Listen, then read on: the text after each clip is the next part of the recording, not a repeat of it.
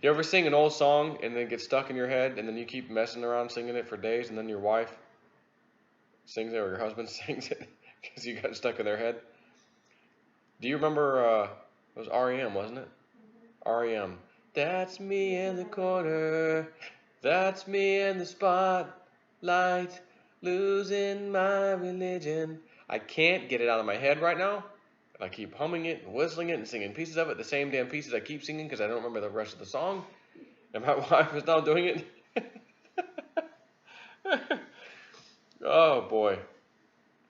I feel comfortable saying, I've said this a few times, so I really do feel comfortable saying antitrust laws, monopoly laws, I think the right opportunity, the government is going to take down Google, YouTube, maybe one and all the same anyways, Facebook, Twitter, break them apart, whatever they have to do because of antitrust violations. I feel it in my bones.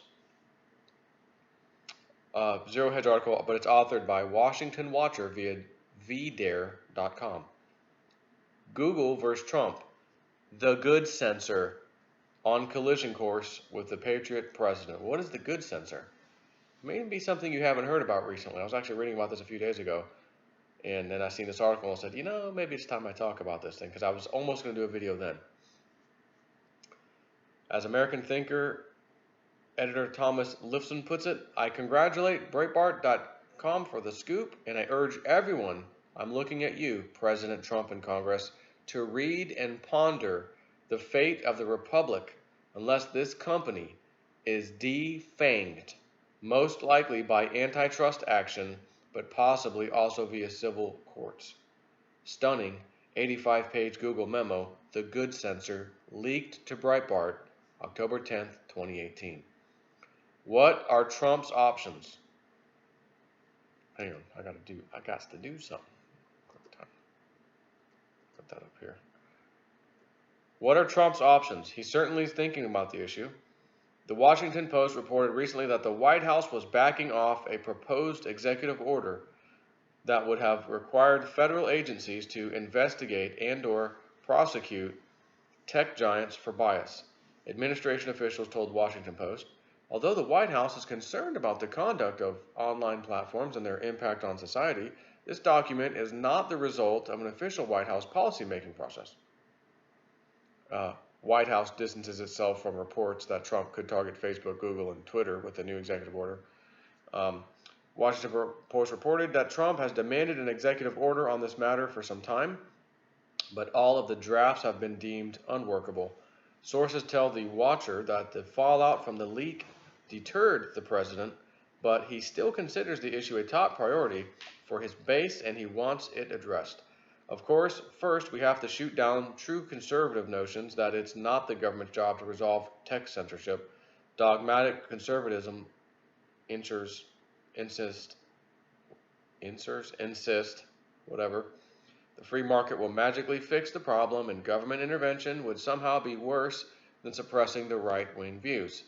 Some, such as the Weekly Standard's Jonathan Last, have even celebrated this censorship as a necessary measure against repugnant voices. As he links to an article, The Case for Banning Alex Jones, All of these opinions are absolutely ridiculous and predicated on the notion that big tech won't go after respectable conservatives, which isn't even the case. Prager University, a mainstream conservative outlet, or is it just called Prager? No, it's not University, just PragerU. A mainstream conservative outlet has been censored numerous times by Facebook and YouTube in spite of its painfully respectable brand, and others will soon face the same treatment once the tech totalitarians realize they can continue this malfeasance with impunity. The free market can't do anything about it. Google has cornered over 92% of the search engine market, a higher market share percentage than Standard Oil at its peak. Big tech has made sure that Gab, a free speech alternative to Twitter, is barred from ever posing a serious challenge. I didn't know that, actually. I'm going to quickly search for Google. Gab. Gab.ai does show up. The free speech social network. All that type was Gab. It does show up in the Google results. Maybe he's talking about another way. Let's see. Big Tech has made sure that Gab, a free speech alternative to Twitter, is barred from ever posing a serious challenge, and no one wants to use a conservative Facebook. I'm not sure how they got Gab. Anyways, did they stop them from advertising or something? Big Tech has manipulated the free market to benefit its own interests and power. Tech executives know they don't have to worry about conservative competition putting an end to their malpractices. That leaves only one serious alternative: government intervention. It is in America's interest for this to happen. The public forums and printing presses of our day are Facebook, YouTube, and Twitter. If you are barred from these platforms, you are effectively eliminated from the public square. Maybe that's what they're talking about, Gab. They took them off Twitter and YouTube possibly. Big Tech wants to ensure right-wing viewpoints are consigned to the dustbin, and no one has the freedom to share those views in public. This is where Donald Trump can step in and halt these disturbing efforts. Here are two things that the president can do without issuing an executive order. One, continue calling out tech censorship. Something as basic as Trump tweeting out criticism of Facebook and Google is actually remarkably effective. Tech giants are sick that the president may target the industry and are wary of doing anything radical enough to draw his ire. Corporate executives are cowards. They live in fear of bad publicity. It's why so many companies cave to leftist pressure campaigns. No corporation wants to be branded as inadequately woke.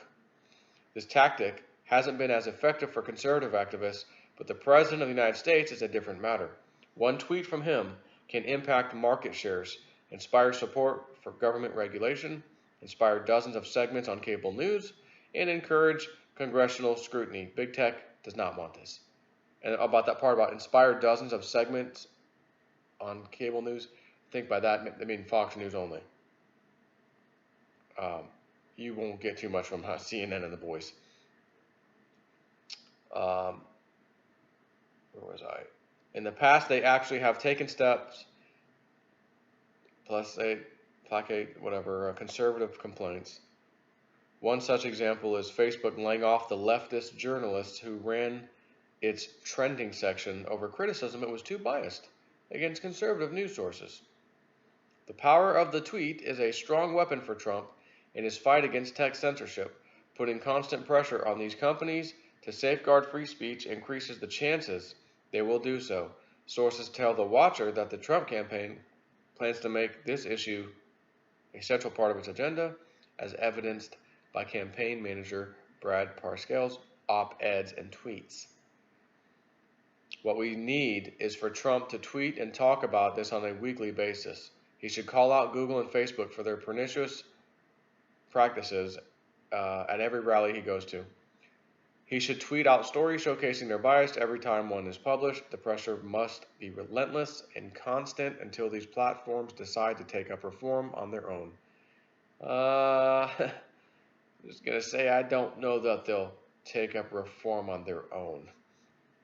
If that fails or is insufficient, there is one direct action Trump can take, and I think this one might be the one I like.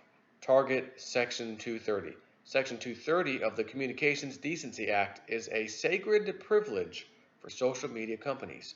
This law protects Facebook, Twitter, and other platforms from liability over the material published on their websites.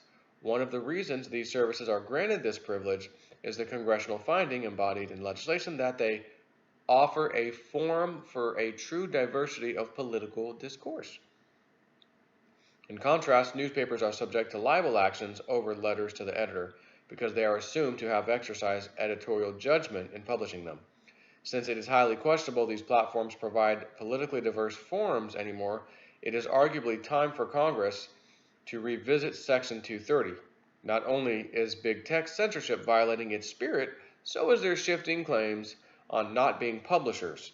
Indeed, Facebook's lawyers have already paradoxically claimed that in some circumstances the company is a publisher undermining the mega platform's numerous public claims that it is not a publisher. Both Google and Twitter have also undermined their own claims not to be publishers in litigation, according to court documents provided to the Watcher. Google claimed in its legal defense against PragerU's lawsuit over censorship that it can exercise editorial control and judgment as a publisher. Twitter argued in court that it was similar to the New York Times and must have exercise of editorial control and judgment over the content it publishes. Congress has an obligation to investigate these companies over their apparent Section 230 violations, and Trump should encourage them to do so. Nothing will terrify big tech more than having the president cheer on stripping them of their Section 230 protection. Legislation amending Section 230 to explicitly state these companies may not engage in political discrimination would protect free expression for years to come. All Trump has to do is suggest the idea to allies like House Majority Leader Kevin McCarthy to get this done. Regardless of whether legislation would pass, it would be guaranteed to inspire serious reform in Silicon Valley. Every tech company would be desperate to prove it doesn't censor conservatives and patriots and feel a chill at the prospect of suppressing popular right-wing views. Taking away Section 230 protection would make a serious dent on their businesses. They would want to do everything possible to keep it. Oh, so you mean like when they attack someone like me, knock you down for 2 weeks, you can't post, one more strike, your account's banned, demonetize video. Oh, all your business will get hurt financially, so you'll be willing to comply, which is why you try to pull that number on us. We'll hit them financially, so they'll step in the line. No more right-wing stuff, Jason, for you stick to the leftist stuff. Well, I've never stick to leftist stuff, and I never will. But if I did, my channel would be growing by leaps and bounds because I'd be pushed to the top because I'm towing the line is how that would work.